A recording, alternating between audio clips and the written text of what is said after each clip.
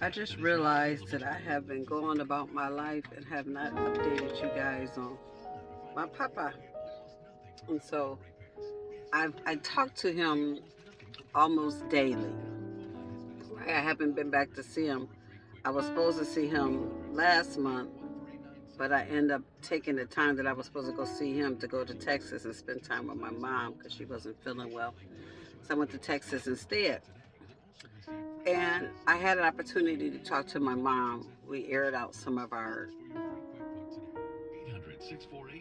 discrepancies or issues or whatever, and we got some things cleared up. I don't know how to make this picture any better. I'm outside. I should have some natural light, right? Child, I don't know. Anyway, so I was talking to my mom and got some things. I think I know how to fix the light problem. Hold on. Okay, I think that's a little bit better, right? Because God gave us all this light. Why do I need fake light? So anyway, so we aired out a lot of our issues and stuff, and got a chance to talk to her, and we talked a little bit more about Papa and why the non-communication and stuff with Papa, and I think if I may be transparent with you guys, I think the problem is somebody about to be offended. It's the church. Um, it's such an issue of being perfect because imperfect people cannot be chosen by God, I guess. And just listening to some of my mother's stories about her mom, and I'm realizing that sometimes being your authentic self or being honest about things is not always welcomed. And the more honest you are about what you're doing, the more people assume that you're not chosen of God. So I think my mom's issue is like most Christians. They don't want to come forward and said they had a human experience and did human things, and instead of that, I think sometimes we put up airs that we're perfect or we got our stuff together and it's them that don't have their stuff together. I think that may have played a huge role because it was so taboo to say, number one, you had a child out of wedlock, and number two, that that child may not be the child of the person that you eventually marry. So I think that played a lot in it, and this is what made me want to come forward. Besides the fact that I have not updated you guys, and I got so much to tell you, I'm gonna do it on another video. I want to introduce y'all to my brother. But anyway, I got a whole bunch of them. I got 6 more brothers. Lord Jesus, I have a total of 10 brothers and 3 sisters, I think. 4 sisters. I don't know. Anyway, that's what my mother's children included. But anyway, so I think the challenge is that she didn't want to feel the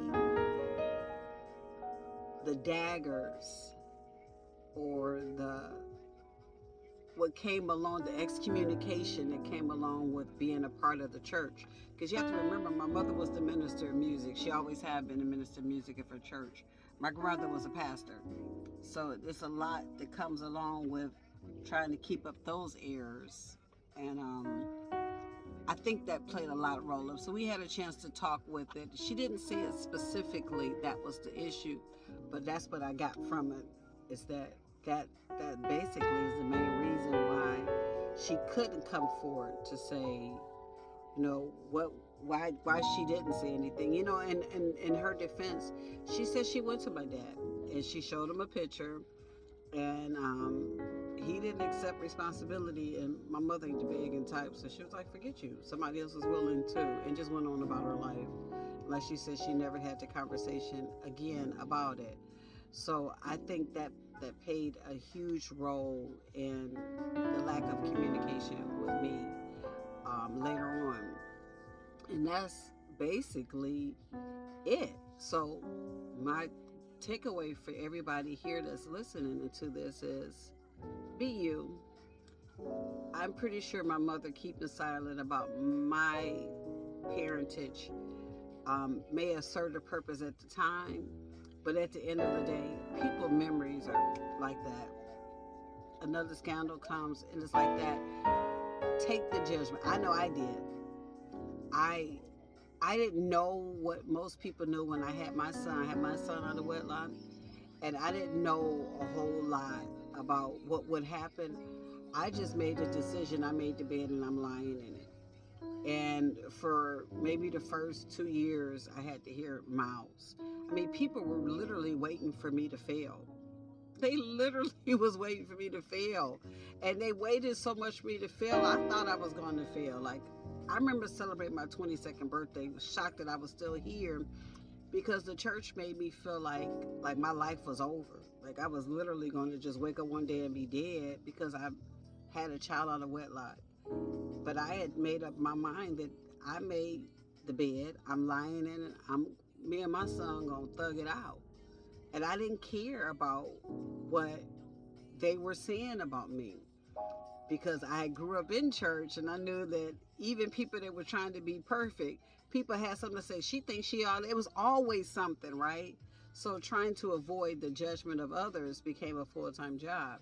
So my encouragement to you guys is let the chips fall where they may. Don't let people put you in a box, and don't let yourself feel the condemnation of others, because none of those people live in a glass house. I assure you they don't. And it ain't your job to expose their glass house. It's your job to be in your own skin, living your best life, and tell them, kick rocks with barefoot feet. Kick rocks. All right, this is Lady Beg, aka DNA Girl. So listen, I've taken some trips I want to talk to you guys about. If you're willing to listen, leave me a comment, subscribe, tell me you want to hear about some of the trips I just came back from, because I would love to tell you. And Papa getting his passport, so he's going to be traveling with me too. So anyway, so my next video should be about me telling you about my brother that I had communication with. All right, love you. Mwah. Talk with you soon.